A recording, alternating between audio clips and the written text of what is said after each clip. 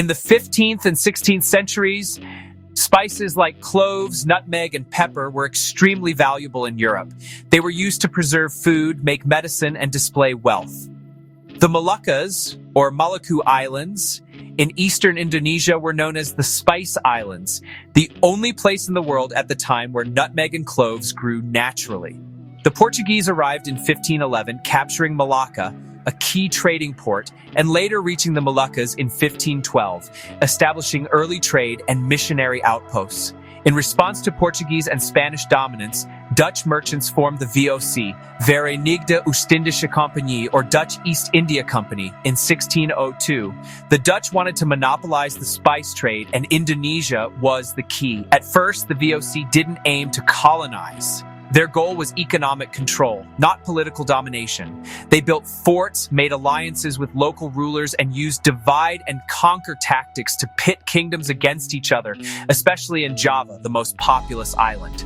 The VOC used force and diplomacy to push out the Portuguese, seizing Ambon in 1605, Ternate in 1607, and the Banda Islands in 1621. In 1621, the VOC, under Governor-General John Peterzoon Cohen, slaughtered nearly the entire population of the Banda Islands because the locals refused to give the Dutch full control of nutmeg. Survivors were enslaved, and Dutch planters were brought in to run plantations with slave labor, marking the shift to settler colonialism. In 1619, the Dutch destroyed the port city of Jayakarta and built Batavia, now Jakarta, their capital in the East Indies. Batavia became the headquarters of VOC operations and symbolized growing Dutch power. The VOC expanded, taking over key ports and islands like Makassar in 1667, parts of Sumatra, Borneo, and began interfering in Javanese politics. By the late 1700s, the VOC was corrupt and bankrupt due to mismanagement, rising resistance, and competition. In 1799, the Dutch government dissolved the VOC and took over its territories as official colonies under the Dutch crown. In the 19th century, the Dutch consolidated their rule.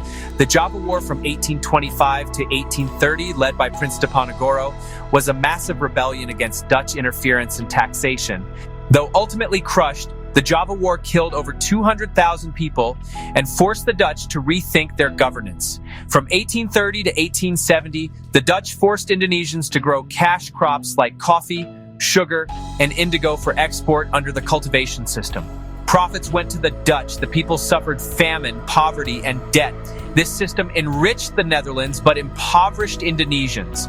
In the early 20th century, growing criticism led to the Dutch introducing the ethical policy, aiming to improve native welfare with education and health reforms.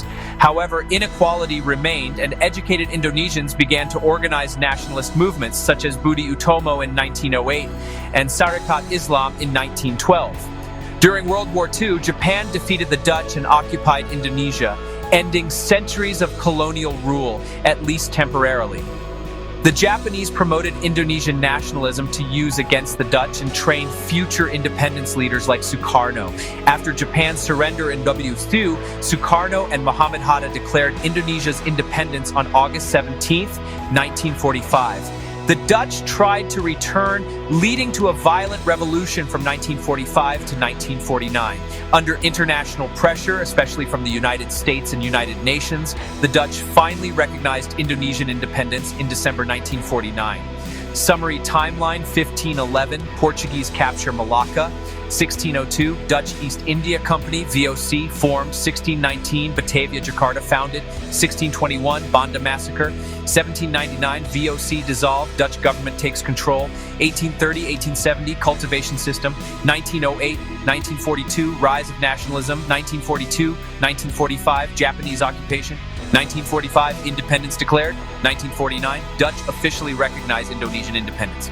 Key takeaways: the Dutch colonized Indonesia through trade, warfare, diplomacy, and exploitation. Initially driven by profit from spices, they gradually expanded to political control over the entire archipelago.